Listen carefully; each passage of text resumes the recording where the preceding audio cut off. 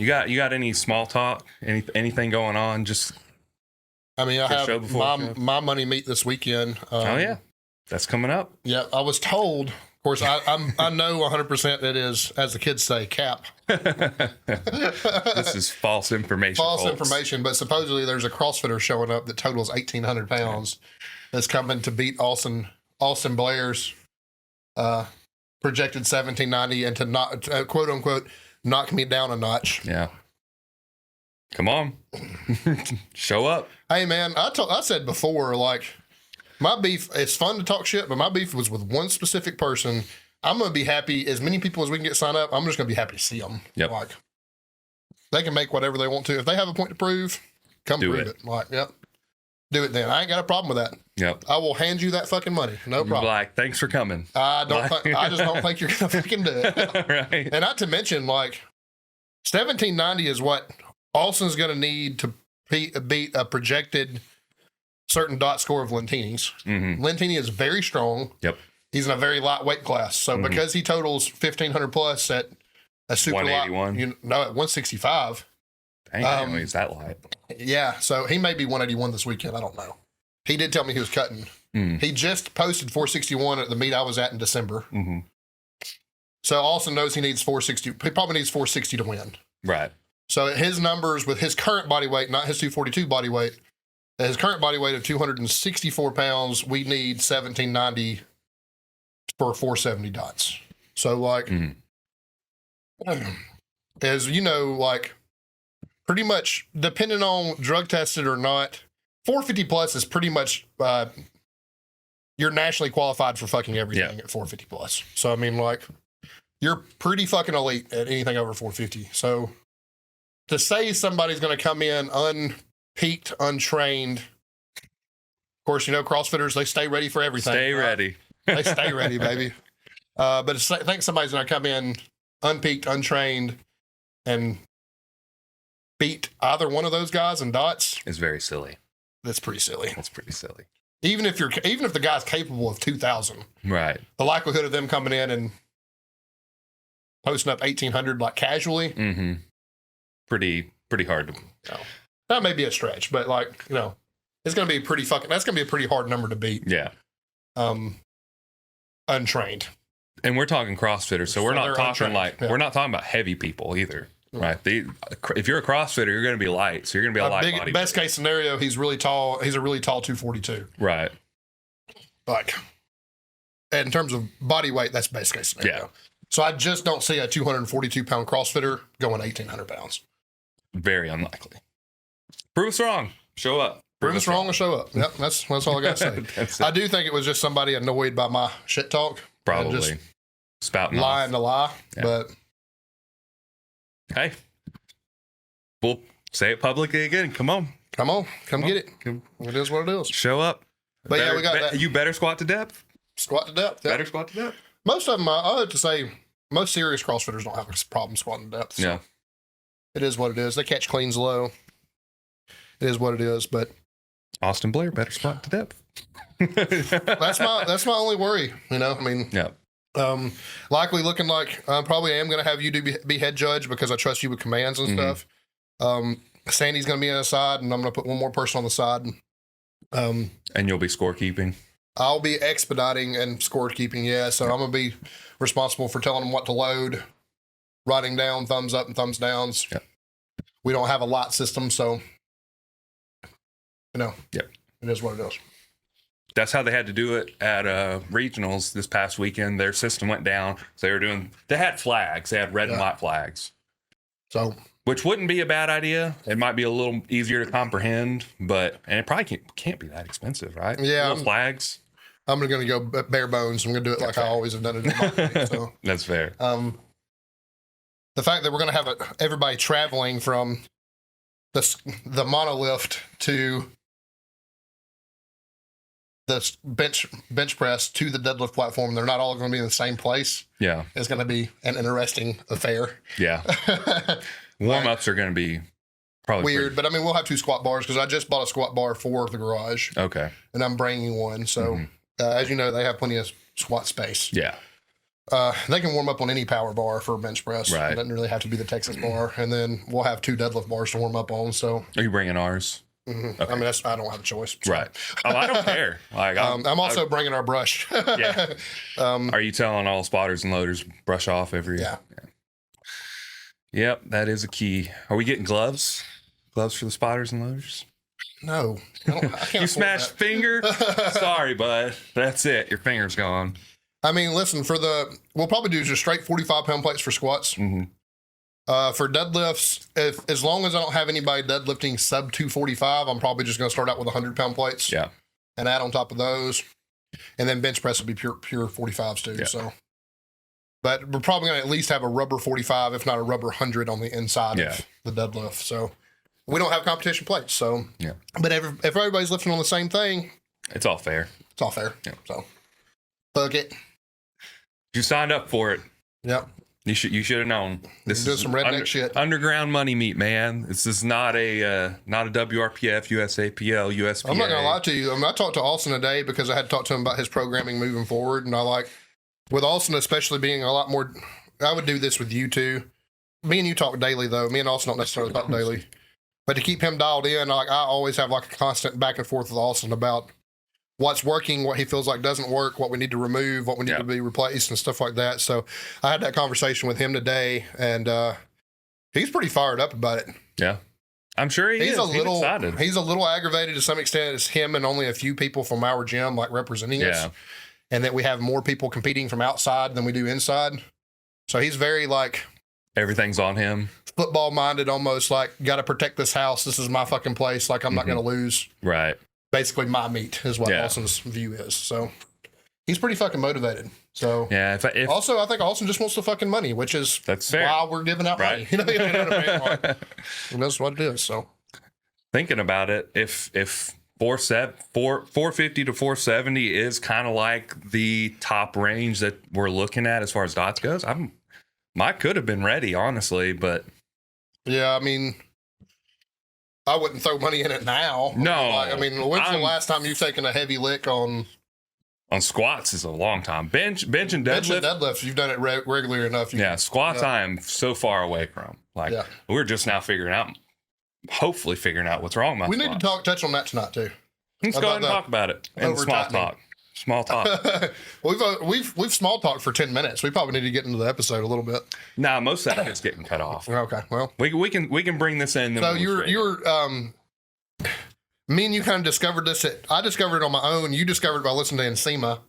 Ensema from Mark Bell. Yeah. Which you just kind of reiterated, and when you said it, I'll just say this: I was thinking about it not in a powerlifting perspective, but when you said it, I was like, oh, so I can take this in a powerlifting perspective. Yeah. So bear in mind that. So it's a really good habit to be in, but what I found in my squat, and me and Nathan don't have the same squat problems, but we have similar squat problems, I would say. They're not identical, but a lot of the same things will solve our issues. Yep. As y'all know, I've talked about it 1,000 times. I've torn my right labrum. I have a lot of problems with that right hip. Yada, yada, yada. And what I have found is over tightening my knees, like driving them out, over exaggerating the tightness I'm driving out with, has caused me more hip pain than I can tolerate most of the time. So what I have discovered is, one, this is something Juggernaut taught a long time ago, and it's probably the only Juggernaut lesson I've ever been stubborn about. And goddamn if they wasn't right. I was watching that Nicholas Dupree's actually squat this weekend, and I was like, he's knees first. But knees, you breaking your knees before your hips. Everybody coaches breaking your hips before your knees. There is a certain level of powerlifting where that is just no longer true. Yeah. So one, I started breaking in my knees before I broke my hips. So I'm leading my squat with my knees, like pushing them out over my toes. And then I have just quit over tightening my hips. Knees. Or your hip. I've quit over tightening my hips, driving your knees out, which is causing the hip impingement, right? So like, basically I've started squatting with loose hips. Yep. And lo and behold, I can tolerate a lot more volume. That being said, if anybody's been following me on Instagram or Facebook, I did reset my squats. So right now my top squat's like 250 pounds, which is extremely light for me. But I'm just trying to get readapted to volume. So I haven't had any licks over 400 pounds to really tell you whether or not that's been fruitful. But you should be tight. And I think you should be excessively tight in your upper back and in your lats and stuff still. Mm-hmm. But like, I'm not so sure that being super tight in your hips is super beneficial. Right. And for me, it was that constant driving the knees out was causing me knee pain. Right. Yeah. So when I'm getting ready to squat, I'm really like rooting in and pushing out. What really made it for me was instead of digging in and rooting out, I'm digging in and I'm pushing my glutes.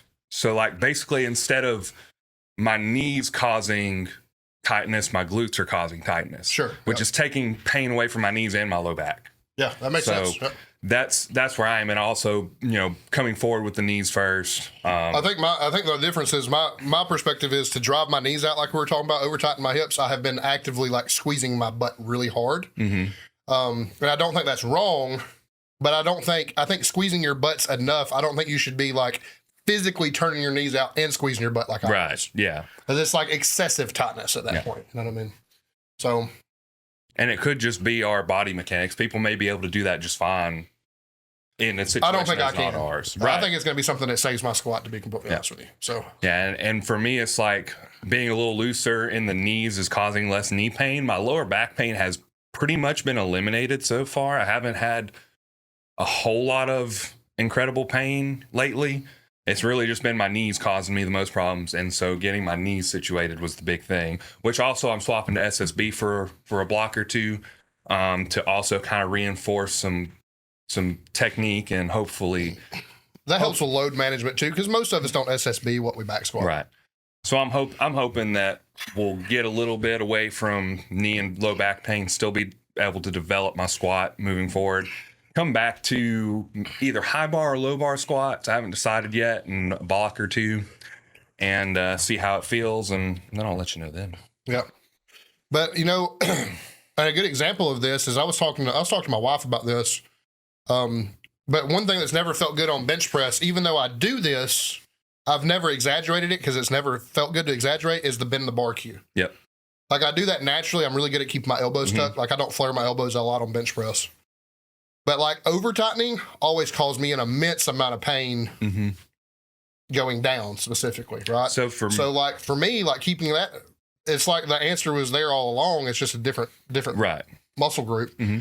But like the over tightening on bench press for me has never worked. That's never been a good cue for me. I've never been able to bench press heavy or bench press well like that. So yeah, that makes sense to me. For me, it wasn't quite because I don't really bend the bar, but what I do is I engage my rear delts, right? Sure, yeah. So that doing this and doing Joe's this. cue of pulling the bar apart as right. opposed to bending the bar. Yeah. And I don't even bend the bar apart. I can sit there and I can feel my rear delts and I can pull apart. Yeah, sure. So I get that without having to actually like do this. Yeah, and motion. like I'm probably achieving that in my setup because I'm really good about laying on my shoulder blades pinned. Mm-hmm. Like that's really what we're looking for. Yeah, if you're already in this position and you're already stretching everything, you're fine. So you're just good to come down. I think it's very rare, and I am very reluctant to tell new people to do this because like these habits are things that do need to be exaggerated in good people and new people. But I think beyond a certain point, like over exaggeration probably causes some problems. Well, it's like you said, right? You were texting me. We know this. Our body knows this already. We've gotten this muscle memory. So we don't have to exaggerate this. Our body moves that way naturally. Sure. Like we don't think about it. Our body moves that way. We are over cueing that to the point that it is no longer natural. Right. It's causing us pain. Yeah. So food for thought, I guess. Yep. Something for if you have knee or low back pain or pain in your bench press stuff, what we just talked about. Ironically, talking about the knees driving out of, I've always been really good at doing it on deadlift. Mm-hmm. It's really, really it's always really benefited my deadlift. But what I've noticed, me and you have talked a lot about getting my knees out over the bar more on deadlift. Well, I quit over exaggerating that, and all of a sudden, guess where my knees are on the deadlift? Over the bar. Yeah, without even me thinking about it. Like naturally, you're just getting in position. I'm just getting in a position, and when you go to pull the slack, your knees are just coming forward or over the bar. Yeah. Well, I was limiting my ability to do that by driving my knees out too much. Because when your knees drive out, they don't drive forward. Yep. Or it reduces the amount they drive forward by. So there you go. It's all mechanical. I mean, but I have a very mechanical mind, so this kind of stuff makes very, very good sense to me. Mhm. Like, I'm a very good shade tree mechanic on like a car. Like, there's very little things I can't do to a car, maybe with the assistance of like a YouTube video. Like, Right. I'm not going to go unassisted, but Mhm. like, I can pretty much do anything I want to a car because I understand like how mechanics works. Well, our body mechanics are the same way. It's all leverages and levers and stuff like that. Right. Like, if you push this way, this has got to go this way. Yep. Like, I mean, so it just makes sense in my mind a lot of the time. Mhm. But yeah, like I said, food for thought though. So Episode time. Yeah. we are Drinks? drinking watermelon apple old fashions. They're decent. I don't think it's the best drink I've ever made, but They're we were drinkable. They're not bad. They have an odd combination of flavors, but it's not bad. I thought it would go together better than it does, Yeah. but it's not bad at all. Yeah. I'm perfectly fine with it. Like I could probably drink another one. It's kind of like it almost for some reason it's probably just the apple flavoring, but it kind of just reminds me of like a spiked apple juice in a way. Yeah, With a that's fair. little like salty from the watermelon. Yeah. Just We did refreshing, we but- did do a salted watermelon whiskey too, so it does have a little bit of a flavor an old fashioned normally wouldn't Yeah. have too. So, but we've done salted watermelon on the show before. We just never mixed it with apple. Listen, we were fucking broke this time. It's fucking expensive to buy a fucking is. $100 bottle of liquor every week to make a new drink. So like, you know, and I do have kind of expensive taste. So like, it's pretty common for me to buy like last pure whiskey I brought over here, I think was Woodford. Yep. Which isn't super expensive, but it's still a $60 or $70 Right. bottle. And then if I need simple syrup and cherries and stuff like that, I still drives need it to up make that- significantly. You know need what to I mean? make that simple syrup with the brown sugar. I made some. You I did? got some at home. Okay. I just need to bring it over here, but You got it in a bottle? and a ramekin, but Okay. it is what it is. Yeah. But didn't have a bottle to put it in, but I got one. You can take you it. just use a funnel and just Yep. I'll just bring it over here. Yeah. Yeah, easy to do. But yeah, that's the drink. Welcome to the show, guys. I'm Zach. He's Nathan. You can find us at Coleman_Barbell, at Sip It and Rip It, at Nathan Skedios. Listen to us on Spotify, Apple Podcasts, watch us on YouTube. Like and subscribe on all of them. Leave a comment, leave a review, all that good shit.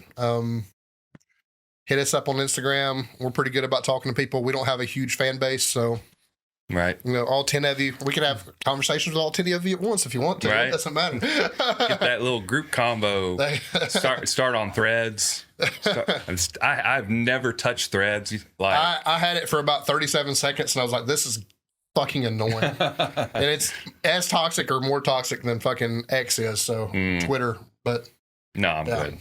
yeah, I'm out. We'll just stay out of Threads. I think I'm done with toxic social media stuff. I had an experience with somewhat toxic social media stuff today, and it Yeah, was a drag. it's really bad these days. It's just like people want to complain about something, no matter what it is. Lots of fucking gatekeeping. Yeah, And I like today, I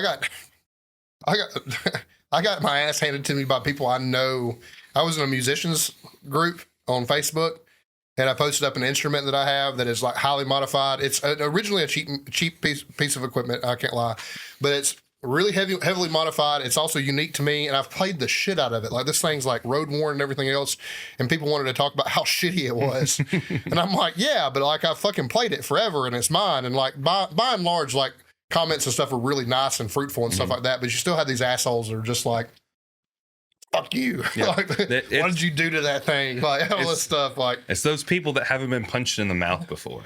yeah, absolutely. It's honestly in a musicians group, it's people that have never played a professional fucking gig before. That's fair. And I've kind of always known this. Like one of the reasons I got out of music is just fucking constant gatekeeping. I actually made a post about it on Facebook not too long ago, or on Instagram. But like I used to have people in my group that made my life like people I played with, like played original music with, that made my life miserable because if I wasn't listening to the exact same thing they were listening to at the same time, then that was just fucking lame.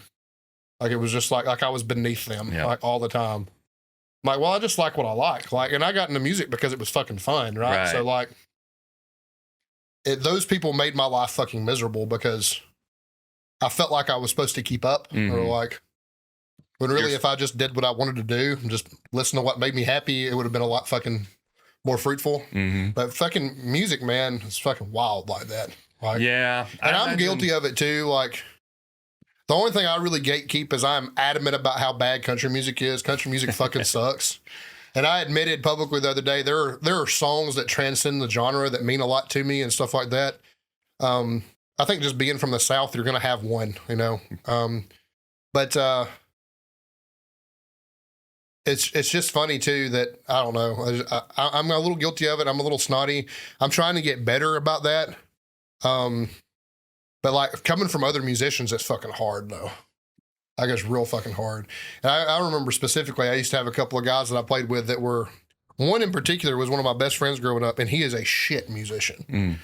But he always had a cooler taste than you did. You know what I mean? That whatever he was listening to is always cooler than whatever you were listening to, right? And that fucking sucks. Like, yeah, that just makes it like frustrating. Yeah, especially when you listen to it and I'm like, man, this is kind of dog shit. Like, this isn't like, it's not necessarily that it was bad music, but it was like, man, this just doesn't like, if it doesn't speak to you in any kind of way, but you're like expected by your peers to think that it's cool, it's like, I don't know, man. It really like, it's really grating. Yeah. It's really fucking grating, to be honest with you. Like, and I think, honestly, I know this happens in fucking fitness and stuff too. Like, me and you made the joke earlier about I could bench press 600 pounds tomorrow and somebody would be under the comments like telling me I did it wrong. But like, it's not near as bad in fitness as it is in music, dude. Music's also unique in that people who have never played a downbeat before in their life, have never picked up an instrument, never played, seem to think they have some position of authority or opinion when it comes to music. That's fitness too. Like, yeah, as soon as you said that, it was throwing alarms off. I mean, there is those people in fitness. Yeah. Like, there's always some fucking couch potato telling you you're gonna fucking blow your back out because you're deadlifting or some shit like that. Talking about MMA fighters. Well, if he had done this, it's like, bro, you've never thrown a punch in your life. That guy would fucking kill you dead in 5 seconds. Like, it's the armchair quarterback, right? Like, I've always hated that about football. Like, there's certain people I can't watch football with because they're like, and this transcends what team I'm a fan of. Like, I won't watch this with another Auburn fan that wants to talk shit. Like, if you're going to pretend like you're better than that person on the field, like, we know that's not fucking true. Right. Like, you didn't get a fucking full ride scholarship to fucking Bama or Auburn to fucking play quarterback. Yep. That's a fucking 19-year-old kid you're talking shit about that is like so immensely talented that you've fucking never seen before. And just because he's not doing what you want him to do on Saturday, he's fucking dog shit. Yeah. But your fucking 400-pound ass sitting on the couch fucking complaining about him is dog shit. Yeah. Like, I do think Bama fans are the worst about that, to be honest with you. Wasn't there like a kicker that they were crucifying because of his field goal? Yeah, absolutely. Or was it an extra point? I can't. They've had a couple good kickers in a row, but yeah, they were used to like fucking just murder kickers. Like, motherfucker, if you think you can go kick a 50-yard field goal, fucking go suit up, baby. Go do it. like that poor kid. Yeah. Like and not to mention, at the college age, some of these kids enroll early, so you might be talking about a 17-year-old kid going out and playing their heart out, doing what like only like a handful of people in the world can do. And you're going to tell me that they fucking suck because, yeah, they got something wrong or, yeah, they dropped a ball or whatever. But, like, that kid doesn't suck. It's just a fucking bad day. Yeah. Like, blame the adults. Blame the fucking coaches. Blame somebody else. But, like, don't tell me it's the fucking kid's fault. Like, that sucks. I mean, even on a pro level, like, it may not even be the pro level fault. Is even fucking worse. Like, this part, like, if you're an NFL player, you are 1 in a fucking billion, probably. Like, if you're on the roster and never see the field, you are the elite of the elite of the elite at that sport. Like, honestly, like, I mean, like, if you're just good enough to make a roster, like, you are one of the best on the planet at what you do. And people want to talk about those guys like they're fucking dog shit or something. Like, it's funny.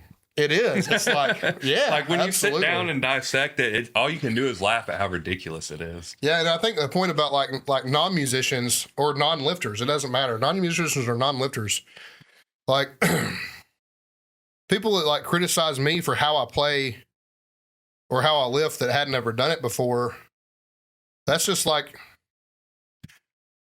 painfully odd to me that like no knowledge, I don't know, like no knowledge on it, no information at all. And you think that like you have some authority over what I'm doing or what I should do, or They watched the Squat U video once. Yeah, that's it. While they were feed, scrolling yeah. and eating Cheetos, they Like, saw a you know, Squat U video.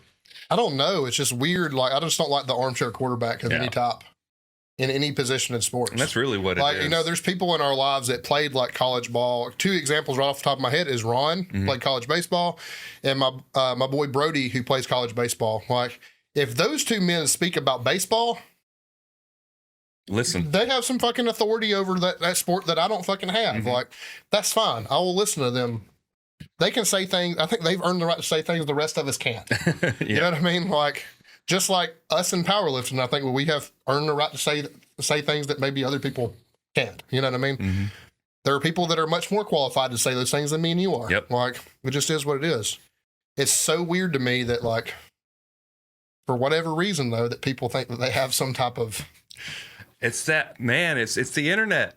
It's literally the internet without repercussions for saying things. That's, and I mean, I get it. Freedom of speech is great, but also I believe that you should also have the freedom to punch somebody in the mouth for saying shit. I wish that we could go back to that. Honestly, it looks like Texas is about to leave. Maybe we should become Texas. Let's go. I'll move to Texas. I like Texas. Super cheap housing market. San Antonio is beautiful. Fucking Texas in general is badass. I mean, the Riverwalk, man. And we got beef-based barbecue. That's the most man. Sounding better already. Brisket over pork all day long. I will fucking fight you. Like, period. But I don't know, man. Fucking gatekeeping. Don't gatekeep. That's long and short of it. Fuck. I don't know. We got fired up on that one. PR songs? Yeah, I actually have 1 or 2 today. I don't think I have any. Man, I hate this because this is me gatekeeping after I say I wouldn't gatekeep. I have a couple of good ones, though. Actually. Go ahead. No, go ahead. You go ahead. I'm still pulling it up. All the normies listen to it. I shouldn't refer to them as normies after complaining about gatekeeping because this is Sleep Token. Yeah, it's a Sleep Token song. But it's an older Sleep Token song, so I get to have a little bit of hipster back by saying I listened to them before you listened to them. I listened to it before it was cool. There's a Sleep Token song called Nazareth, and it's a badass song. Like, lyrically, it's hyper violent, and and it's not really hyper violent music. So, like, having lyrics that are like hyper violent set to music that's not is interesting. It's an appeal to me. Like, I fucking like it. Like, super sexy song. Man, those fucking lyrics though. You just need to pull them up real quick because they're fucking good. I think I've actually posted. I'm gonna turn my volume down so the song don't actually play. I think I've actually posted a lifting video to this. But anyway, lyrically similar to Cannibal It's basically talking about shooting a bitch just to see what a hollow point does to her. Damn. It's definitely a little bit of like there's like an S&M quality to it too, though. It's somewhat in a strange way sexual. That is interesting. But it's a really fucking good song, and it's not super heavy. It does end heavy, so you'll appreciate it.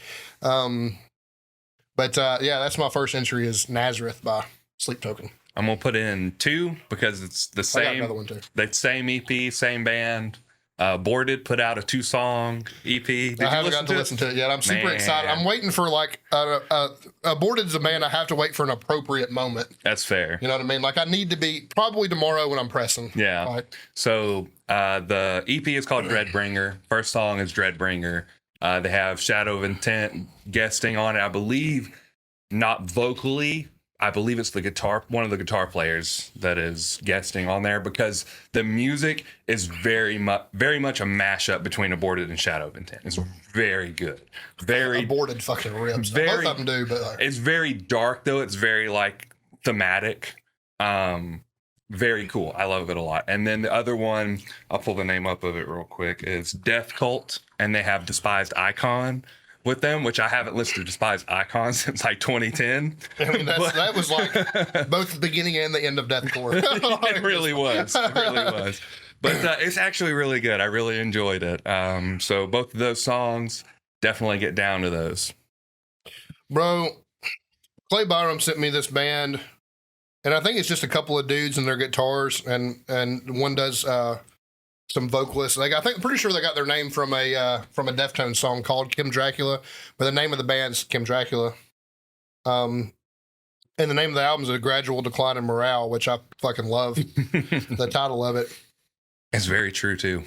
Man, this whole fucking album is so fucking good. But there's a song on it called Make Me Famous. And it is, I can't lie to you, it's wild. If you're a fan of super heavy music, it's definitely off the wall heavy. And like maybe a little progressive stuff, like maybe like 12 Foot Ninja or like a band like that. King 8, they kind of have a little bit of King 810 in them. That they have a little bit of new metal, and like Manson. Like if you're a Marilyn Manson fan, you'll probably like them. Okay. But Make Me Famous is a fucking awesome song. The whole album is fucking good, to be honest with you. But it's weird. It is out there. Like not out there in like a Polyphia, like super virtuosic kind of way, but like it's just fucking weird. But lyrically or musically or both? Musically more than lyrically. The lyrics are pretty like hyper violent. Like, right. I tend to lean that way for gym music, but yeah, you need to listen to that fucking song. I will. I think I'm on deload, so I'm not going to have any reason to get really hyped, but I'll listen to it. They're a little like visually a little off-putting to me, but like the people. Yeah, but like no shot at them or anything. That's their shtick, so right. It is what it is. But it's really fucking good music. So. I mean, I always talk about the drummer for Shadow of Intent. I can't remember his name. He looks like he's on ecstasy when he's drumming. He actually kind of reminds me of a skinnier version of Jackson. Honestly, okay. Like that's what I think. But he's just they're playing super heavy music, and he's just back there, just like smiling and playing drums and just chilling. It's like. I'm gonna put a third one on here. I know we don't normally do this, but because I mentioned them, and they're weird too. I didn't realize this was apparently this is a politically polarizing band because the singer apparently was part of the January 6th shit, or he was present for the January 6th shit. I don't necessarily support these things, but apparently they're polarizing because he was part of that. But King 810 has a band, has a name of a song. King 810 has a song called Say Cheese and Die. And it's also very strange, but very fucking heavy and a really fucking cool song. So my introduction to them was Brandon Allen's his podcast. No, he had a lifting video. Can't remember the name of that King 810 song, but my introduction to King 810 was Brandon Allen, and there's a song called Alpha and Omega. It's definitely kind of new metal leaning, but it's just god awful heavy. And I remember him squatting that. He made like a collage of all his squats, but he squats the 1018 or whatever to that song. And it's fucking awesome. That's like, pretty cool. Badass. So listen to King 810. There you go. Ignore politics about them because you don't want to ruin good art because of somebody's opinion. Yeah, I get that's one of those things. If you have a stance against it, whatever. If you're kind of like us and we don't really mix politics and music. I like Straight from the Path, and I like some Rage Against the Machine, and I think their politics suck. Yeah. But, like, good music's good music, and it just doesn't fucking bother me. Right. Like, so. What was that whole deal with Behemoth, their lead singer? Didn't he? Yeah, Nurgle, who is Behemoth, basically. I mean, right. He's had pretty permanent members, but Nurgle had a T-shirt that said "Black Metal Against Antifa." Yeah. That he wore out freely. Big fucking deal. I mean, I don't know if you've ever been around the genre of black metal, but this is not a particularly accepting group of people. In fact, I would say that they're pretty hard on the rest of us. Yeah. So, like, it's not surprising or upsetting to me to see him wear a T-shirt that says "Black Metal Against Antifa." Yep. I mean, also, just from a pure fact standpoint. They play like super hyper evil music, and it is what it is. But that guy has done more for like cancer and cancer research and for children than almost anybody else in music. And he does it from a point. They're a European band, so they make a little bit more money than other bands of that genre would. Like they can still chart in the pop charts, where we don't have black metal bands, charting in pop charts here. But Behemoth makes a little bit more money than other black metal bands do. And that guy has done a tremendous job giving his money away to children of all colors, creeds, and nationalities to save them, because he's a cancer survivor too. So like, I don't give a fuck what kind of shirt he wore. Like, Right. He's done enough good deeds, more good deeds than most of us can ever fucking imagine. Right. So, you know what I mean? So he gets a fucking pass. I don't care. That's fair. That's fair. So gym this week. I'll go ahead and start. Yeah. Only interesting thing I really had, other than what we talked about earlier, and not fixing, but hopefully fixing my squat, was a pretty big bench press. 385 for 5 reps. That was gnarly. It was quick too. Are you undulating everything? Is that the reason why you didn't have No. another big lift this week? I was supposed to have a big squat this week, but I physically couldn't handle it. Like my knees and my lower back couldn't handle it. And Is deadlift the only thing you undulate? I always undulate my deadlift. So what I really like to ideally do is one heavy set per block. So one heavy deadlift set and one heavy bench set and one heavy squat set. I haven't been able to do a heavy squat set just because my knees and my back have not cooperated. So I've tried to like figure it out, tried to do everything I could. Just hasn't worked out. Hopefully moving forward, after all is said and done, maybe a couple blocks down, I'll be able to get back to it. But that's really like week 1 is like baseline week, just getting my body prepped after deload. Week 2 is heavy deadlifts. Week 3 is heavy squat and bench. Week 4 is deload. And that's kind of how I like to separate things. And so far, it has been tremendously good for me. Good. Me and you did something we discussed before I started it, but me and all my hip pain and all the bullshit I've dealt with, one thing me and you've done for a long time, me and Ron did it, we've avoided a lot of like high volume on squats. To basically just save my legs for my 1 or 2 big squats a month, basically. I've made good progress that way, but I think me and you kind of determined that the ultimate way to get my squat back is to readapt to volume. So I reset and started doing hatch squat, which it leaves me doing about 40 reps a session on squat, which is pretty high volume for me. I think me and you were between 18 and 20. Me and Ron may have been higher, probably 20 to 24. I think the most I had with Ron was like 3 sets of 8. Yeah. So getting back to higher volume squats at a ridiculously light load, they've been easy. I've been able to go all beltless. Deadlifts have been heavy-ish only because I've been going double overhanded and beltless. And then bench, I've chose to do Larson presses because I just thought I needed something to benefit my bench, and I thought it was cheesy for me to go out and bench 100 pounds more than I was squatting the whole block. you know what I mean? So I chose Larson presses just to keep them that way. But I mean, I didn't have anything too interesting. I mean, some pretty decent Larson presses, some fast as fuck deadlifts, and then we talked about in the show before the show, just some little breakthroughs on squat and deadlifts. You know what I mean? So, at the very least, things are looking up. A boring week, but things are looking up. Yeah. One interesting thing I'll talk about training real quick, and I shared Denise Herber's post.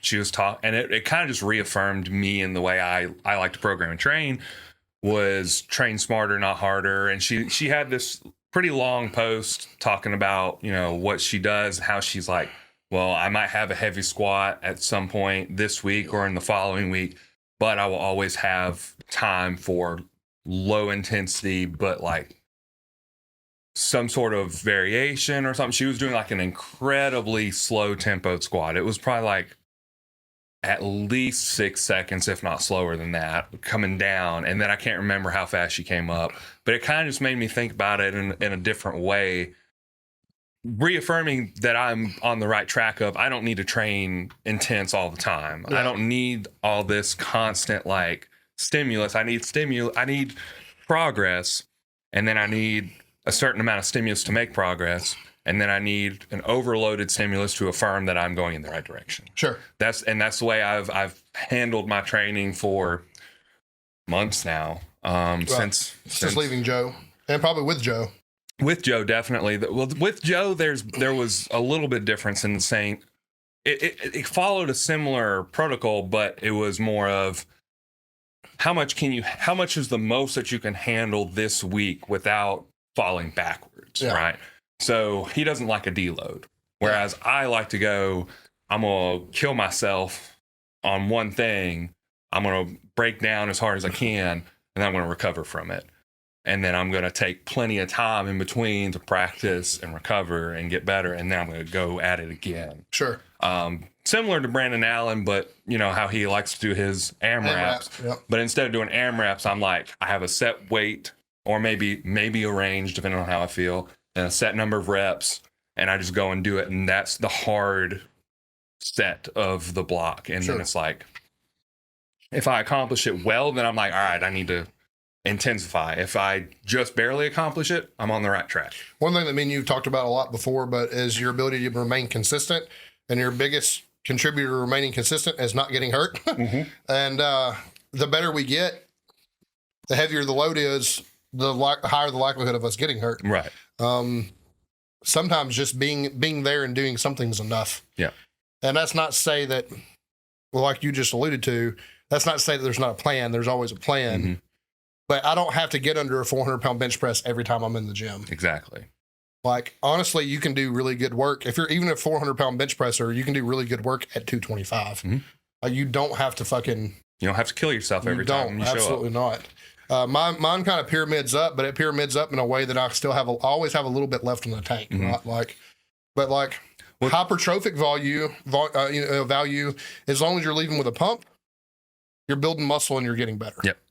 So like at the beginning of my block is currently very linear, but at the beginning of this block, it doesn't matter that it was easy. Did I leave with a pump? Did I achieve what I need to achieve? Am I going to be recovered by my secondary press day? Mm-hmm. Like, if all the answers are yes, I did what I needed to do. It doesn't have to be, can I Larson press 350 for a set of 5? Probably. But that's not what I'm doing right now. Right. You don't have to get better. I don't You have to, yeah. make progress. I mean, I think that's what a lot of people struggle to understand, especially new people. If they think they have to constantly linearly go up, right? So there's their graph, and they're like, if they don't keep going up, then they're losing progress. That's just not true, because you can, I never touched over 600. Well, I tried to, but I didn't successfully touch over 600 pounds in my prep for my meet. Yeah. Ever. On deadlift, he's talking On about. deadlift. Yeah, I never touched it. I didn't touch it on squat and bench press either. But going into the meet, I felt this was the first time it had ever come up like that. And I felt very unconfident. I felt very weak. I felt like I wasn't going to get anything done. I showed up and I pulled 661, which is the best I've ever done. So it stands to reason that, just going into your in general training, you just don't have to push yourself as hard as you think you have to make progress. That doesn't mean don't work hard. Exactly. It doesn't mean don't work hard, but you don't have to leave the gym broken every day. Yeah, every week, or once a week even. Something I'm doing, as I said, I'm on a very linear program. It's like point A, point B. There's no waving. Other than a deload week halfway through, there is no waving in this program. It is point A to point B, right? Like, well, what do you do in that scenario? And a lot of people won't reduce their pride and their ego enough to do this. Is like I said, well, I'm resetting my squat. Yeah, I have a 500 plus pound squat. That doesn't fucking matter right now. I have a problem with volume. Let's set this at a weight that I know I can hit all the volume. I set my 1 rep max at 315 on squat. Right. It's ridiculously low. Mm-hmm. That's me and you had blocks of 8+ reps recently at that weight and heavier. Like, that is not a heavy squat, but that does not necessarily achieve what I need to achieve right now, which is building work capacity, right? On bench press, I knew I had the work capacity. Well, how do you grow a bench press without fucking killing yourself on a linear program? Change it to Larson, reduce my 1 rep max by 40 pounds. Close grip. You can really do a ton of variations. You can do it. There's a ton of variations you can do. You can do just straight feet up if you don't want to do a Larson press. You can do incline press. You can do incline. Fuck, it doesn't matter. There's like a million ways to look at this, and all those things. You probably don't incline what you flat bench. Oh, I don't instantly. I can tell you right now. I think I have a 315 pound incline, but I'm a 400 plus pound presser. Don't have a 3-plate incline. I guarantee you, if I ran the same program on a 300 pound 1 rep max incline, I would have a better flat bench by the end of it. And I wouldn't have to fucking kill myself. Deadlift's the same way. My deadlift is a kind of an assumed 1 rep max. based on what I've done in like RPE is stuff that I've not necessarily hit before. But my 1 rep max deadlift's over 600 pounds. I set my deadlift at 515 for 2 reasons. One, so I could train beltless as long as I could. I'll probably train beltless until 6 or 7 weeks into this program. And 2, so I could train double overhanded. But also to accommodate the fact that I have a 2-time-a-week deadlift frequency right now. I haven't done 2 times a week deadlifting since I was with Brandon. So 2 or 3 years. 2 times a week on deadlifts is fucking hard. It is. It's extremely hard. I expect to make progress on deadlifts. Like I expect my deadlift to grow from this, despite my 1 rep max being 100 pounds less than it probably actually is. Right. But there's a lot of ways to like accommodate and do the same. Even if you're going to use, I'm using a box generic super linear program right now, and you can still make progress on that if you're willing to check your ego, change to a variation, change your 1 rep max, whatever it may be. Like I have, it's on into the program, but I have doubles at like 365 on Larson press. If I double 365 on Larson press, I know I'm pressing over 400 pounds with my feet down. Like, but it doesn't take the same toll on me physically, and it doesn't take the same toll on my CNS. Like there's so many ways you can do this. Me and you talked about undulating deadlifts. Strongmen are a really good example of this. I can't remember Carew the deadlifter. Is that his name? Yeah. I think Super fucking cool dude. Very open to talk to people in his comments. Like he's very, very easy to get a hold of. One of the best deadlifters on the planet, has a heavy deadlift 1 time a month. Yep. He is one of the best deadlifters on the planet. That doesn't mean he just deadlifts 1 time a month. That just means he only deadlifts heavy 1 time a month. Everything else may be submaximal. There's so much to be said for checking your ego, staying healthy, and just practicing your sport. Like if you're leaving with a pump, we know we're getting muscle growth. When it's time to fucking get into a strength block or get into a peak and dial that in, then it's time to do that. But there's so many things you can do to save yourself fatigue and save yourself injuries. Yep. I mean, let alone we're not even talking about sleep and nutrition and hydration and stuff like that. Strictly training like protocol. Just strictly training protocol. You can change that in a million different ways. One thing me and you did with my squats this last block, before I took my programming back over, we were doing box squats. We knew that I couldn't handle devastating volume on a regular squat. We also knew that my pain was replicated at a certain point and that we could do that. Fucking box squat if you can't do a real squat. Like, or if they take too much out of you or whatever it may be, or if you're injury prone, if you're just fatigue prone, whatever, like fucking change it. Yep. Like there's a lot of good benefits powerlifters can get from an SSB or a front squat. Like if you can't take the fact, if you 500 plus pounds, regardless of what anybody says, is a heavy back squat. Outside of fucking football players and other powerlifters, there's not a whole lot of people on the planet doing that. If you can't fucking stand programming at a 500 plus pound 1 rep max all the time, fucking find a different way to squat. Just do a different squat. It's fine. Like, no harm, no foul. You can still progress your squat without touching 90% of 500 all the time. Right. Like, I don't know. Joe always liked to do leg press and hack squat as his, or pendulum squat, which he has access to, as his secondary squat. Like he didn't necessarily, he would do a back squat and then some variation. He always gave me leg press. Sure. Like I had my squat days and I had my leg press days, and squat was with bench. Leg press was with, I think, shoulder press on a machine. Sure. So they were like also basically undulated in the week, right? So I'd have I've talked about this before, bodybuilding days, powerlifter days, different mentalities, different things.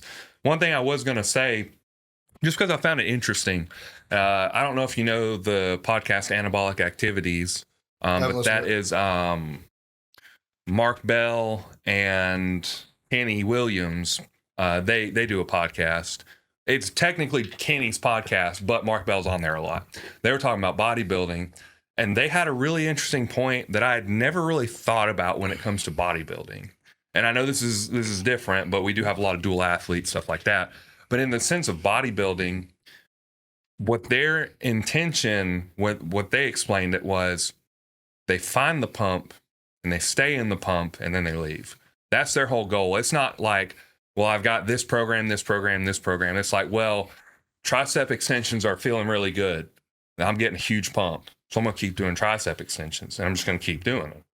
And then it's like, okay, I'm done with triceps. And then whatever their other work is, now if they're doing tricep extensions, like, I'm just not feeling it, move on to something else.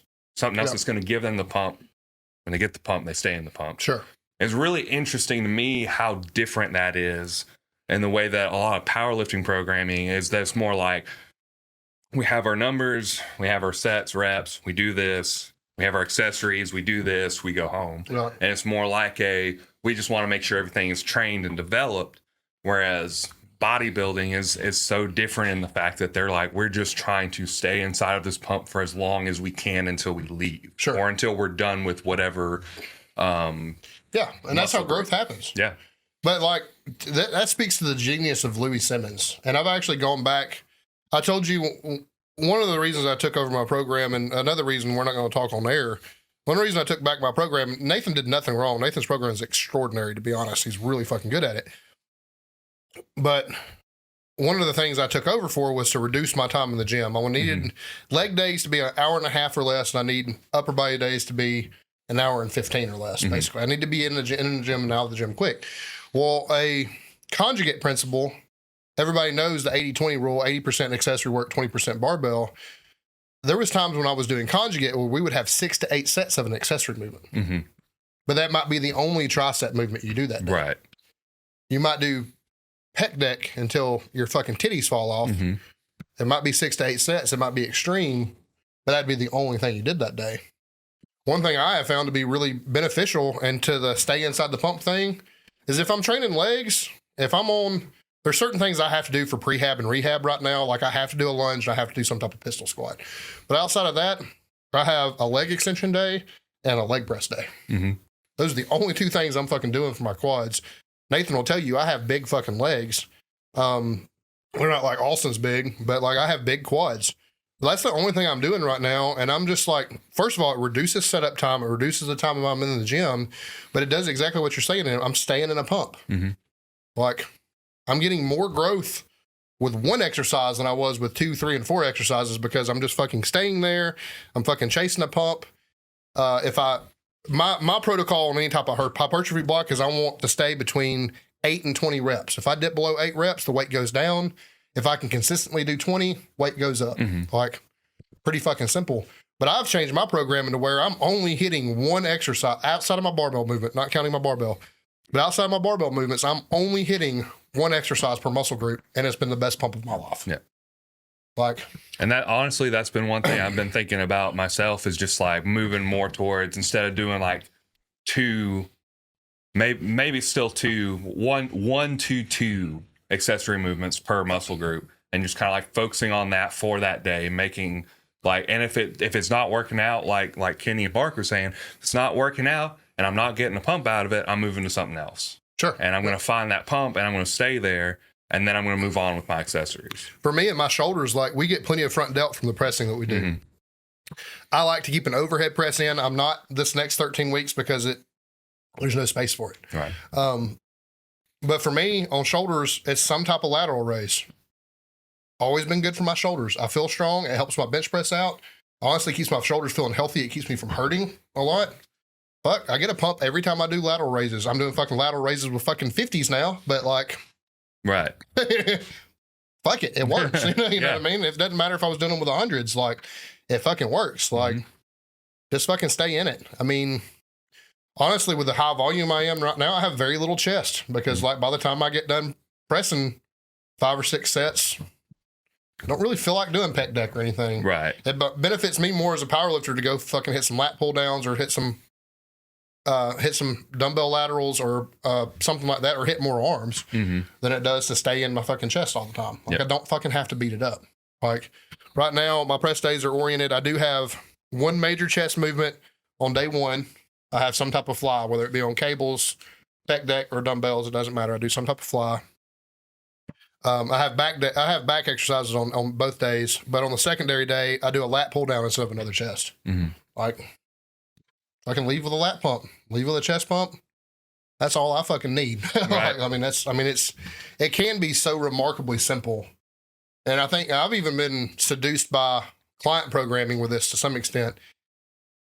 There's like this hectic, like grasp at we have to get better at all these things, that we feel like we have to have an exercise for every fucking issue. Yeah. And you really fucking don't have to have an exercise for every issue. Like sometimes just practice, and us as powerlifters, you know, the most amount of our practice and hard work needs to go on a barbell, in my opinion. I really believe that. But like when it comes to supporting exercises, like what is going to make me better at this lift? Like for me, I don't have a whole lot of that inside head of our tricep. I don't have a whole lot of that. Me and you put in reverse push downs. I do those all the time now. I know a skull crusher helps me. I know a dip helps me. Like I have 3 go-to tricep movements. You know what I mean? Like biceps, I know for my elbow health, I need a hammer curl, and then I need something. I have to do a fun bicep because I have to have something that's going to stimulate some growth. I'm going to do cable curls or machine curls for the growth, like something I find to be fun. Like I don't know. This can be so fucking simple if you let it be. And I think the better we get, the simpler it becomes. You know, it's really funny and interesting when you say that. I recall when we were talking to Joe Sullivan, unfortunately that episode didn't air, but when we were talking to Joe Sullivan, he was like, programming can be incredibly simple. It's just a matter of managing the fatigue. Sure. Yeah. That's all it is. Literally like that. He was just like, managing the fatigue of the person is the only difficult part. Everything that goes into it isn't complicated. It's like you do your movements, you do your accessories, you grow. That's how we've gotten Austin so dialed in. That's the way Austin's been able to grow, is he finally let go of doing things his way, and I finally let go of doing things my way. And we have met in the middle with good and honest communication about things. There's certain things I know he needs, and there's certain things he knows that he needs. We meet that in the middle, and we do just enough to get Austin to the next squat day, to the next press day or whatever. And he's had extreme growth. For somebody, it's hard to get somebody with as much experience as Austin to make as much progress he has in a short amount of time. And the only thing it took was communication and simplifying what we were doing. Yeah. You don't have to do every exercise in the gym just because it's an upper body day. Right. You don't.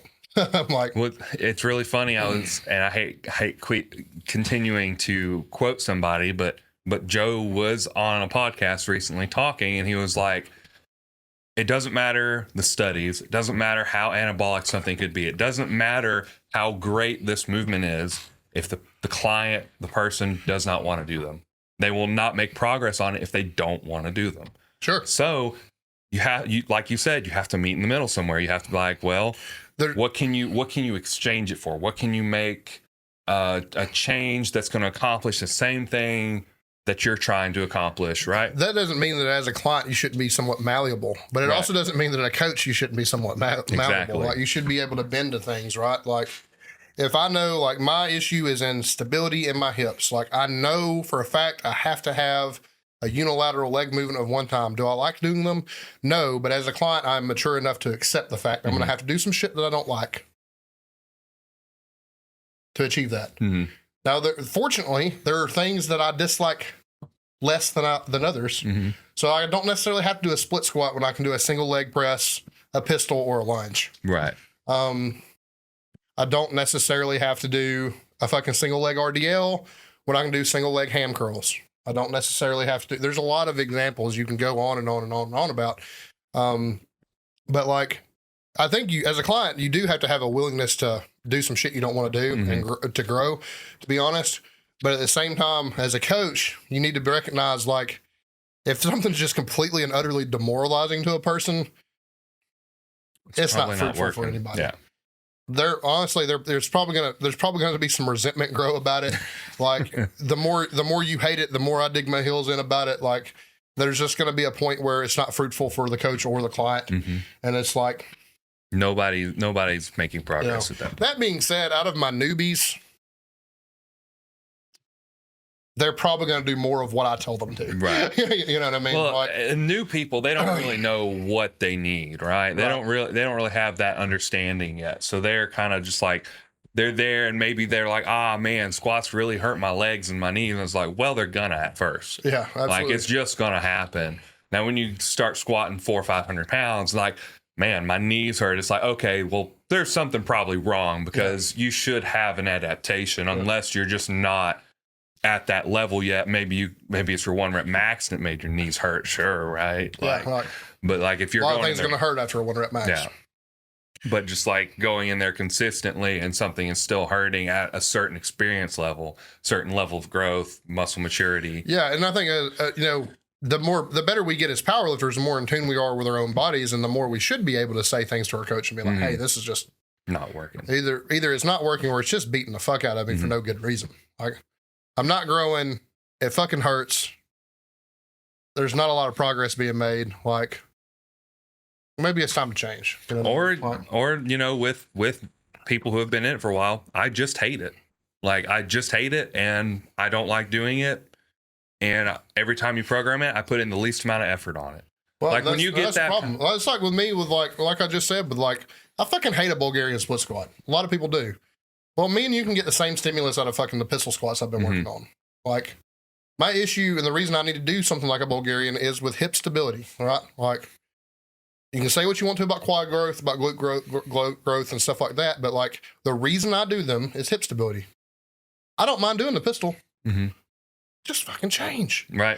It's as simple as that. Like, just if this can be productive, if we can fix something and you hate it less because you're going to put more effort into it, then I personally like athletic movements like that. It makes me feel some kind of way. Like, I will work diligently on a pistol where I don't give a fuck if I can split squat 1,000 pounds or not. I don't fucking care. It fucking sucks. You know what I mean? Like, that's an easy example because everybody fucking hates them, right? Yeah. But like, there's just so many things that could be, especially now, the day and age that we're in the gym now, we have limitless amounts of exercises and equipment. Like, let's move on. Let's do something that's fruitful for everybody, and let's move on together. And like you said, if you can approach something if something achieves the same stimulus and we can get better results because you try harder just because you like it more, fucking do it. Just do that one instead. I don't fucking like a dumbbell curl. Yep. I hate fucking training biceps. Like, it's fucking gayest fucking thing in the gym. Like, I hate training them. But I like hammers and I like a machine curl. I like a cable curl. Don't really care for fucking barbell curls. Don't care for fucking dumbbell curls, shit like that. But like, those two things I fucking like. Like, well, okay. Well, like, as powerlifters, like, I'm not a bodybuilder. Like, as powerlifters, we need enough fucking bicep to have good breaks on a bench press and to fucking provide some elbow stability. Like, if I can get that out of the cable curl and out of a machine curl, it's fine. Like, no fucking problem. Like, it is what it is. There's things I know that you fucking hate. Like, I don't remember the last time I made you front squat. You know what I mean? I haven't front squatted in so long. I hate front squat. I will say, mentally, 2021. Me and Mason Lindsay talk about this all the time. There is something to doing things that other people are unwilling to do that I do think mentally gives you an edge over people. That is fair. Like, there's a million things. Mason Lindsay's really fucking good at a front squat. Front squats nearly as much as he back squats. But there is something to that. He will tell you he likes doing front squats just because he knows there's not a motherfucker in the gym fucking front squatting 400 pounds. Like That's fair. It is what it is. Like, he likes, being able to do the hard things fucking separates us sometimes. Like, I program a barbell overhead press. That's another thing Mason will tell you, Austin will tell you. If you walk in my gym right now, there's a million fucking kids doing half reps on fucking dumbbell overhead press, but nobody's fucking going chest to lockout and a fucking barbell overhead press. That's my favorite bench grower. Has been for a long time. If nothing else, it changes your mentality and changes how you think and feel about a heavy bench press. Yeah. Because anything that's fucking heavy on a bench press, it's much fucking heavier on overhead press. Yeah. Like, there's something to be said about doing the hard things. Joey Miller, we just did Zerchers. Did heavy Zercher squats. I think he went up to like 405 or 425. I don't remember what, but it was over 400 pounds. He was able to Zercher.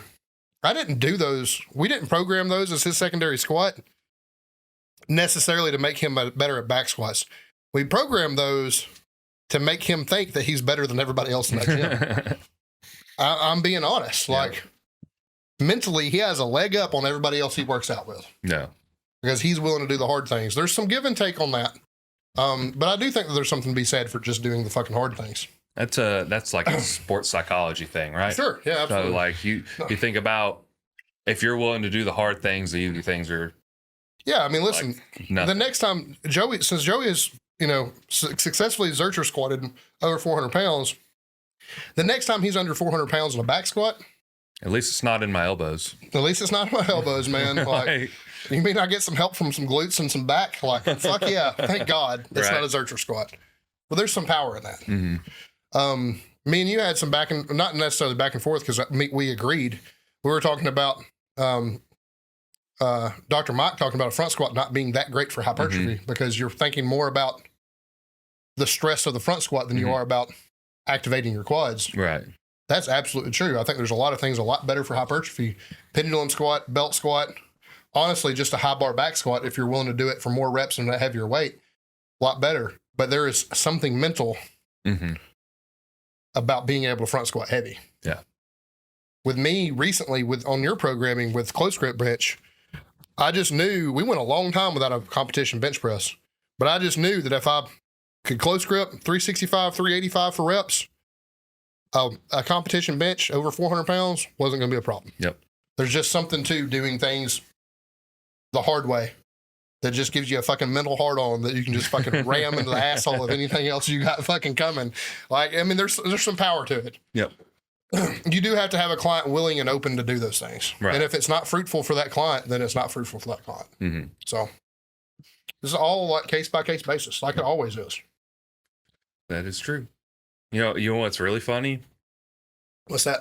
We said we were going to talk about something entirely different. We spent the whole episode talking about actually training. think that we're not doing too bad. I don't know. How long has this ran?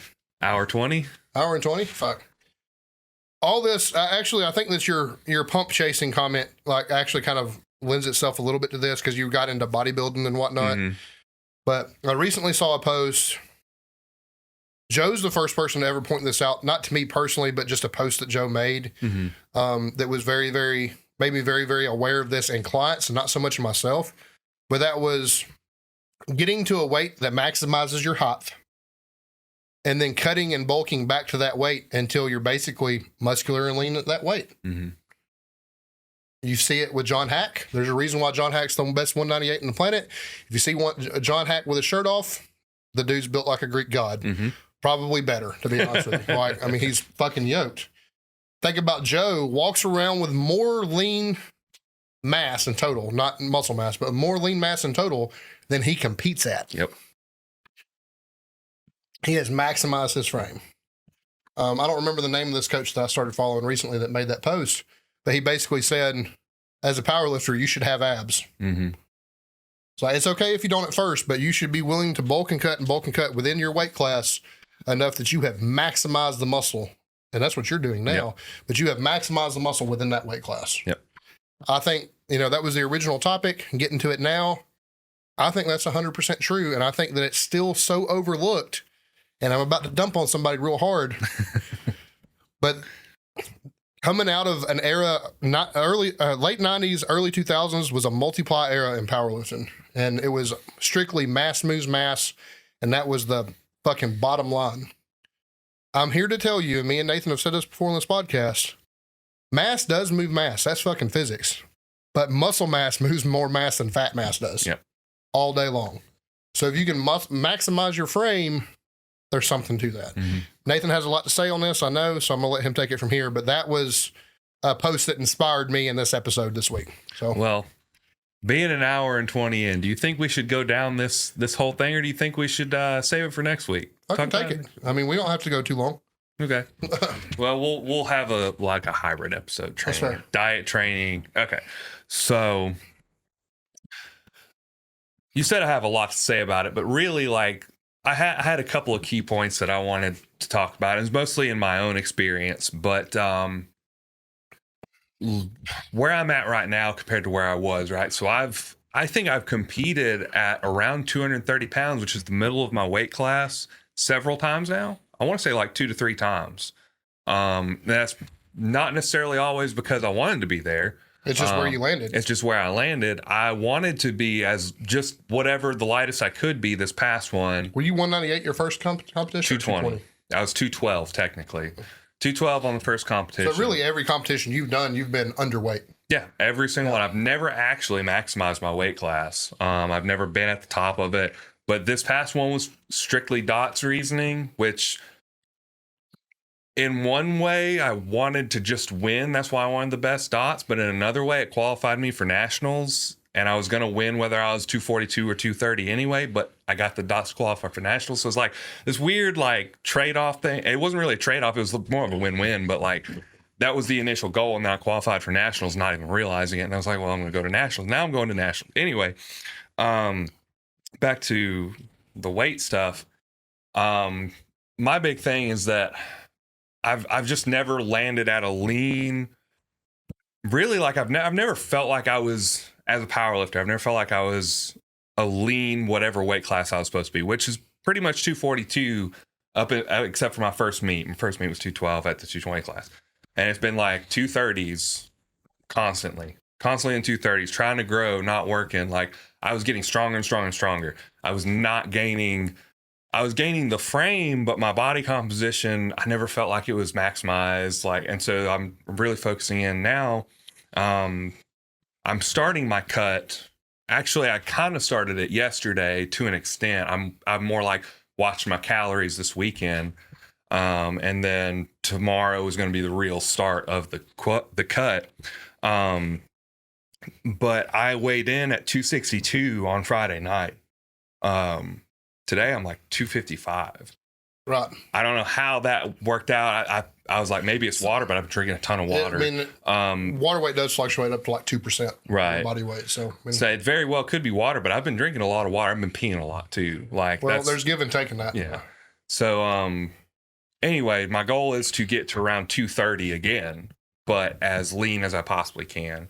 And with that, I'm cutting basically my carbs in half, and that's basically the only thing that I'm changing. My protein staying about 250, fat staying around 80, 90. Well, you're gonna be an asshole by the time we record the next episode. What's interesting, right?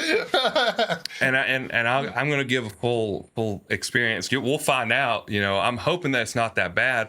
I've been feeling okay so far, but last night it was really interesting because I was, you know, I'm not really cutting, but I'm like watching my calories this weekend just to try and get a leg up. Last night, I had that experience that the only other time I've had was with Joe when I was taking insulin, and that I felt like I was shaky and like I was a little dizzy, and I was like, what's going on? And I was like, is this like a carb thing? Is this going to be, I don't know. We're going to find out in the future if it's going to be, I can't cut as hard as I want to. I may have to have more carbs because if I'm going to pass out on the floor, like I can't do that at work. You still got to be able to get through your workout. I can't get work. Yeah. Like I can't fall. Like I drive a powered industrial truck. Like I can't pass out on that. Yeah. Like, if I pass out on that, I might be dead. Right. And I might kill people along the way. So it's just really interesting that happened. And now I'm having these like thoughts, like not necessarily doubt, but concern, I guess. Like what's going to happen? How's my mood going to be? There's all these different things coming up. There's always the option to add more cardio. Right. I could increase my food and add more cardio. That's one thing I was going to talk about too, because a lot of people, when they look at a cut or a weight loss protocol or whatever, it's always food, reduce the food. And it's like, that is an option, but you need to have more options than that. Just reducing food isn't necessarily going to be the problem solver, right? Because if you reduce your food too much, you reduce your protein intake too much, you reduce your carb intake too much, your recovery suffers, your glycogen depletes. You just don't have what it takes to get in the gym and train hard, which reduces your amount of calories you're burning in a day. There's always other options, like you said, upping the cardio. You know, I usually do 10 minutes on the treadmill or whatever I have access 15 to. 15 could do wonders. Start doing 15. Start doing 20. Like do 10 in the beginning and 10 at the end. Like there are so many things that you can add. Maybe just adding a walk in your day. Like just go, like you wake up in the morning, instead of sitting down and drinking your coffee, go for a walk and drink your coffee. I'll tell you something underrated about cardio is something we've touched on, but we've never spoke on it like I'm about to say it. But motion is lotion. Like if you're stiff, a walk can do a lot for you. Like today, I had a lot of fucking programming to do. I sat on my ass the first half of the day. To break up my day, I went to Planet and got on the elliptical and I'm doing couch to 5K on the elliptical because it's less wear and tear on my hips and knees. Mm-hmm. Smart as a powerlifter. That's all I gotta say. But after that, I felt like a fucking new man. Mm-hmm. Fucking a lot less stiff, a lot less fucking draggy, a lot less. I mean, there's some things that go into it other than that. But like to your point about calories, and I learned this by training my transformation competitors. Mm-hmm. It's something as a personal trainer you kind of inherently should know anyway, but like it's always kind of on the back of your mind. But it stays on the forefront of mine now since I've done that a couple of times. But we cut on the most amount of calories possible, and we bulk on the fewest amount of calories possible. If you want to reduce how much muscle mass you lose in a cut, if your maintenance is 3,200, you probably, at least on the front end, you probably don't need to drop below 3,000 to 31. Mm-hmm. Cut on as few as possible. If that leaves you probably losing a pound every 30 days or so, but that's still retaining the most amount of muscle mass possible, right? You bulk the same way. If you want to gain as little fat as possible, you need to bulk on as few calories as possible, right? Like, but there's an inherent, like, give or take, like there's a lot more ways to achieve a deficit than just calorie reduction. Mm-hmm. It might just be, for me, I have 4 days of lifting and 3 days of cardio currently. It could just be that you do that. Mm-hmm. Like, maybe diet doesn't even have to change that much. Always needs to be clean. Ideally, personal trainer preference. Like, you need as little fat as you can to remain healthy, and as much carbs and protein as you can to keep from getting in and not get fat, basically. Yeah. But you can achieve a deficit by simply doing more work. Yeah. The diet is handy because it's less time consuming. Mm-hmm. You spend less time eating. You spend less time on the treadmill. But like, just from purely muscle retention standpoint, just you're cutting your carbs in half. I don't think that's going to be a problem for you because you're keeping your protein so high. But like, for most of us though, if you're willing to drop your carbs by, say, a fucking quarter, Mm-hmm. you're willing to drop your fat by 10 grams. Just dropping your fat 10 grams is a 90 calorie difference in your day. Mm-hmm. That adds up. Like, it could just mean, like I said, 15 minutes instead of 10 minutes on your cardio warm up. It could mean doing what I'm doing and exchanging every other day as a cardio day and your lift day, back and forth like that, whatever it may be. There's a lot of ways to do that, to achieve a deficit without having to just like starve yourself. Right. And as competitors, powerlifting competitors, first and foremost, we need to think about muscle retention. And most of the time that's going to come from cutting on as few calories or as many calories as we can. Yeah. And that's a hard thing, but you do need, to really get the best case scenario in terms of achieving that and determining that is you probably do need regular body scans. Mm-hmm. If you don't have a body scan, it's not ideal, but your Apple Watch or an app may help. It'll at least give you an idea. It'll give you a general idea of what you need. But I can tell you my cutting calories are like 3,600 or something. Like, I feel pretty good at 3,000 calories. Like, you could potentially, cut that much, but like at the same time, you got to be able to perform and you got to be able to retain muscle. And that's like the most important. Time is an issue as a competitor. So like, I mentioned if 100 calorie drop per day is, it's roughly a pound every 30 to 35 days. Like, that's probably not going to be enough, or it's not going to be fast enough to get you to where you need to be. But it might be fast enough to get you where to be if you do 100 calories extra on the fucking elliptical. Mm-hmm. Now all of a sudden, like, you're eating 100 calories under your maintenance, but you're also doing 100 calories more worth of work. So now you're in a 200 calorie deficit. Like, it can just be that simple. Yep. So like, this all sounds really complicated, but it's really not. Like, more work or less food or a combination of the two. And likely the best case scenario is a combination of the two. Right. And then like when people stall, they always typically most people want to go to less food, right? Like, that's every weight loss person, transformation person you've had probably. Your maintenance calorie change as you lighten up though. Right. But typically like that's gonna be their first go-to, right? Is less food and less food and less food. There's only so much you can get to in a less food mentality to where you get to one where you are starving yourself and you can't function like maybe even mentally, your brain function just still slows down because you're just not eating enough. So you do have to be like, well, the only thing I can do is work more. Yeah. Like eat the same and work more. Well, maybe you're getting too tired from that. Well, maybe you just have incredible diet fatigue. If you've been dieting for 12 weeks, it's probably time to like go through a maintenance phase, go through a refeed, anywhere between 2 to 12 weeks, depending on how bad it is. It might be as quick as 2 weeks. It might be like, 2 weeks, you gain maybe a couple pounds, but you feel really good. And it's like, I feel like I can go back to dieting. I don't feel like it's stressing me out so bad. Cortisol levels are raising. Like, I don't feel like dog shit.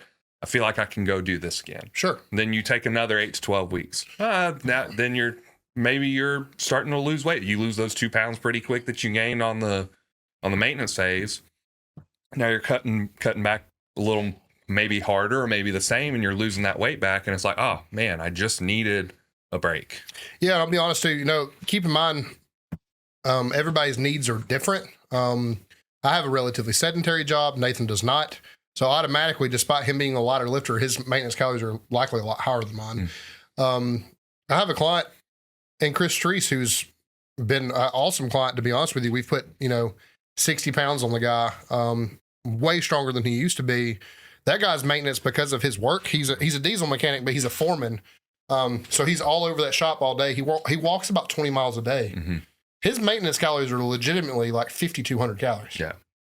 I have dropped him below 5,000 calories and watched him waste away in a matter of weeks. Like, go from 230 to 200 because, we're eating 4,000 calories. Right. That sounds like a lot of food, but like everybody's needs are different. If you're walking 20 miles a day, like Chris is, like, likely you're going to be, he's a very muscular man too. So likely, your calorie needs are going to be much, much higher than me or Nathan's. His calorie needs, I know, are higher than Nathan's. Despite being a lighter lifter, a weaker lifter, like everything else, but he's just simply working harder, at least physically. Yeah. No offense to you. No. But at least physically, he's doing more than you are on your job day. Yeah. These things are fluid and your job may change. You may go from working a job like Chris does to being the manager where you're sitting in an office all day. Well, if Chris was to do that, his maintenance calories might go from 5,200 to 3,200 because he goes from walking 20 miles to walking 2.5 a day. Right. That's a fucking big dramatic difference. So like, those are all really, really complicated, nuanced things, but that's something that we should all consider. Like, I have to be very, very careful about this because if I look at my body scan, a pound of muscle nets you generally about 50 calories a day. Well, by that, I could eat 5,000 calories a day, and that's my maintenance. That's not my maintenance, though, because I sit on my ass all day. Right. But, like, if I had an active job like Chris, I might have a 6,000 calorie maintenance because I'm bigger than him. But that's not the fucking case. So you need to make sure, like, you need to be honest. Like, nobody, when you're checking that box on MyFitnessPal or whatever app you use to track calories, nobody's as active as they think they are. So you need to be very, very careful just because you think you work hard to check that very active box, because that might be a misleading idea of how many maintenance calories you should be having. Right. I was in that habit for a very long time. Like, I work out 5 times a week. Like, I'm very active. Right. No, I'm not, because at the time I was working a desk job and didn't do shit all day until I got to the gym. Like, so there needs to be, you need to have some type of awareness, and you also need to be willing to always check the box less than what you think you are. If there's sedentary, mildly active, active, and super active, if you think you're super active, you're probably active or mildly active. You're probably not as active as you think you are. I think it may be Juggernaut that did this checklist, but they were like, how much you lift in the gym, and then how active are you outside of the gym? Like, what is your job active? Like, do you go on walks? Like, like stuff like that, which is really how you should be looking at it. Absolutely. So, I mean, it's a very, very nuanced answer. Like, just think about a 230 pound person can cut on 4,800 calories. You could be 600 pounds and may not be able to cut on 4,800 calories if you're sedentary, and you probably are if you're that big. Right. But like, so everybody's needs are very, very different. And that's something that I would honestly suggest over an app or your Apple Watch. I would very much suggest a body scan for. But, those are things that you need to be like hyper aware of. Yeah. And also, your basal metabolic rate is not your cutting calories. That's how many calories you burn laying in bed all day. So keep in mind, like, just because your BMR is 2,600 calories, you may still be able to cut on 3,600 calories, depending on, your activity level through the day. So there's some give and take. Yeah.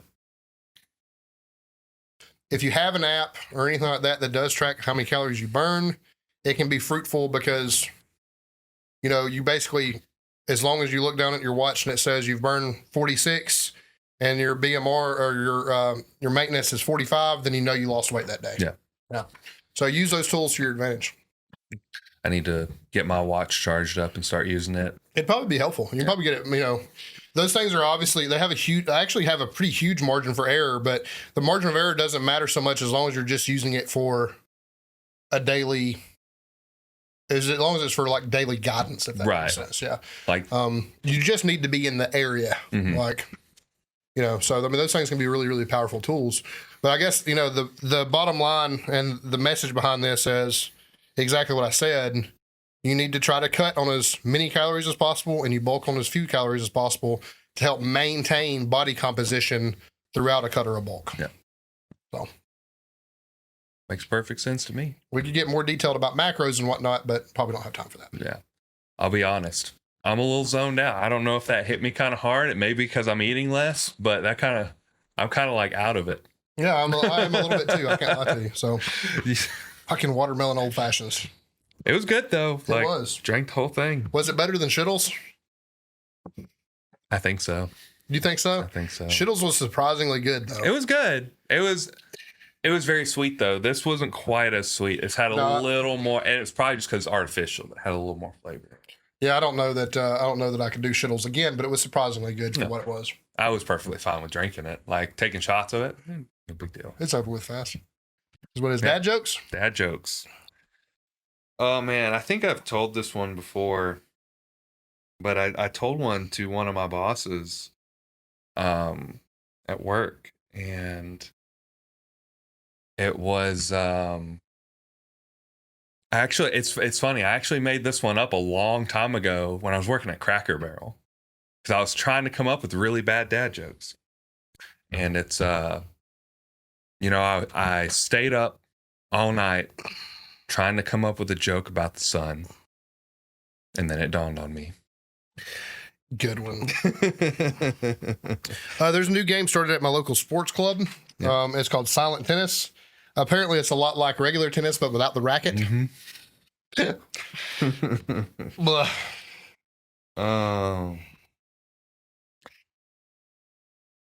So it was 10 years ago today.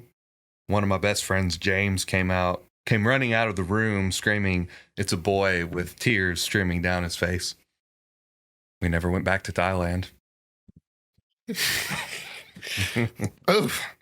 I have a contact lens problem. Unfortunately, I have no contact lens solution.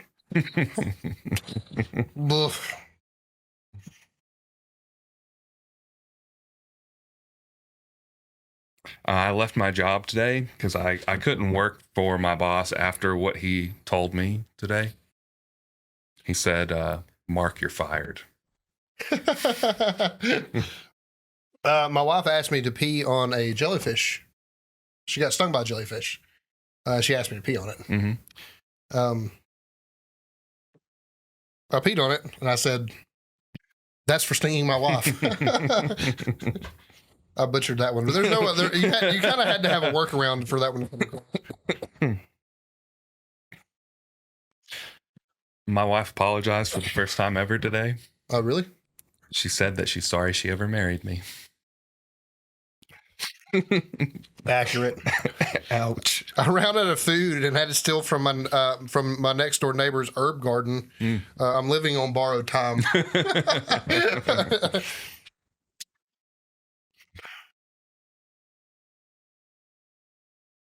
That's not good for us. I'm curious what it was.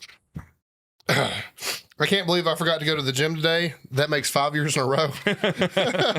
Oof. That's very untrue of us. Right. Which celebrity is always ready for cereal? Reese Witherspoon.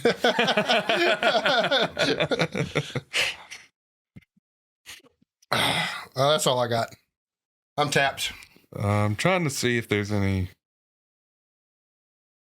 other good ones.